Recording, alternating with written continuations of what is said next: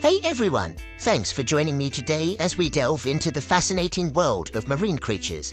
The barracuda is a sleek and formidable predator that inhabits the ocean waters, with its long, torpedo-shaped body and sharp, pointed teeth. This fish is built for speed and hunting. It is primarily found in tropical and subtropical waters, including the Atlantic, Indian, and Pacific Oceans, measuring up to 6 feet in length. The barracuda possesses a silver-colored body with dark green or blue greens on its upper side.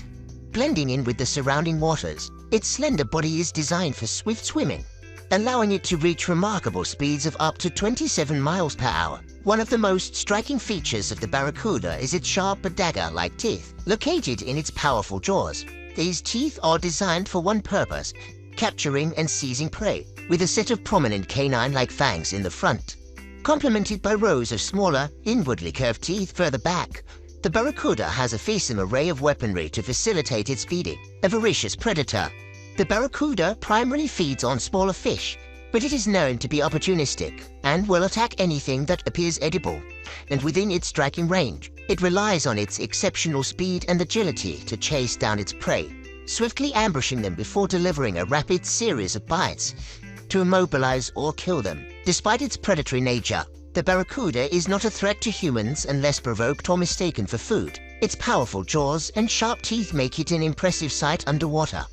But it generally avoids interactions with humans and prefers to roam the open waters. The barracuda's presence in the ocean ecosystems is crucial, as it helps maintain the balance of fish populations and contributes to the overall health of the marine ecosystem. Its strength, agility, and hunting prowess make it a true apex predator in the underwater world. 2 species of Mako sharks, close relatives of great white sharks, inhabit the world's oceans: shortfin makos and longfin makos. One characteristic that sets these sharks apart is their speed. The shortfin Mako shark holds the record for being the fastest shark in the sea and is among the fastest swimming fish in the world. Shortfin makos can reliably accelerate to 46 miles per hour, and some individuals may even reach 60 miles per hour. Their torpedo-shaped bodies enable them to surge through the water at such a rapid speed. Mako sharks also have tiny, flexible scales covering their body, allowing them to control the flow of water over their skin and minimize drag. Shortfin Mako sharks feed mainly on bony fish, as well as other sharks and cephalopod squid, octopuses, and cuttlefish. Large Mako sharks will sometimes consume a larger prey, like dolphins or sea turtles. Not much is known about the longfin Mako sharks' feeding habits, but their diet is probably similar to that of shortfin makos. Any large shark, including the Mako, can be dangerous when encountered. Mako sharks have long, sharp teeth, and they can quickly overtake any potential prey thanks to their speed. However, Mako sharks don't usually swim in the shallow, coastal waters where most shark attacks occur. Deep-sea fishermen and scuba divers encounter shortfin Mako sharks more often than swimmers and surfers. Only 8 Mako shark attacks have been documented, and none were fatal. Giant squid are some of the largest cephalopods in the world.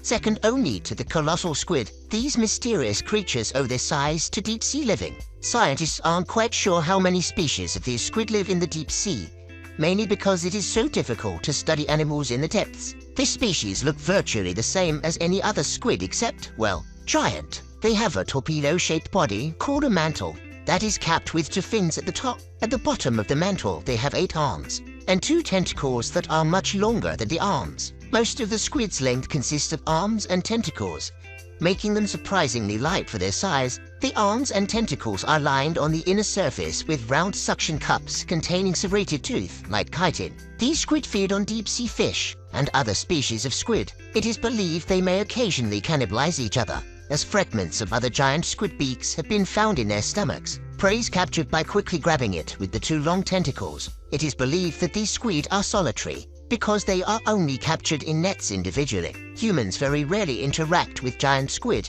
namely because we seldom visit the deep sea. They are, however, not uncommonly pulled from the depths by fishermen's nets. Giant squid and colossal squid are believed to be the basis of many sea monster mythological stories. A box jellyfish is a jellyfish-like creature in the class Cubozoa. Researchers do not consider these invertebrates true jellyfish and place them in their own class. Currently, they recognize about 51 different species in this group. Many of the various species pose a danger to humans with their stings, All of the various species in this group have a similar appearance. Their bell has a cube-like shape, which they get their name from. Their tentacles attach at each corner of the bell. The different species in this group live in different types of habitats. Each has its own unique preferences. All of the various species live in marine or saltwater habitats. Most species prefer coastal regions close to shore. Some of the different types of habitats that they occupy include reefs, coasts, mangroves, and more. Unlike true jellyfish, which passively float until prey becomes entangled in their tentacles, these creatures actively hunt for food. They have carnivorous feeding habits and hunt for small fish and invertebrates. When the prey comes in contact with their tentacles, harpoon-like stinging cells inject venom to subdue their prey. Several different species pose a danger to humans. This danger is greater in children because of their smaller body size. The stings pose the greatest danger in less developed regions with more restricted access to medical intervention. Ladies and gentlemen, thank you for joining me on this incredible journey into the depths of our magnificent ocean. Today, we have witnessed the awe-inspiring beauty and diversity of the ocean's inhabitants. Thank you once again for joining me on this adventure, and may our hearts and actions forever be intertwined with the magic and beauty of the ocean.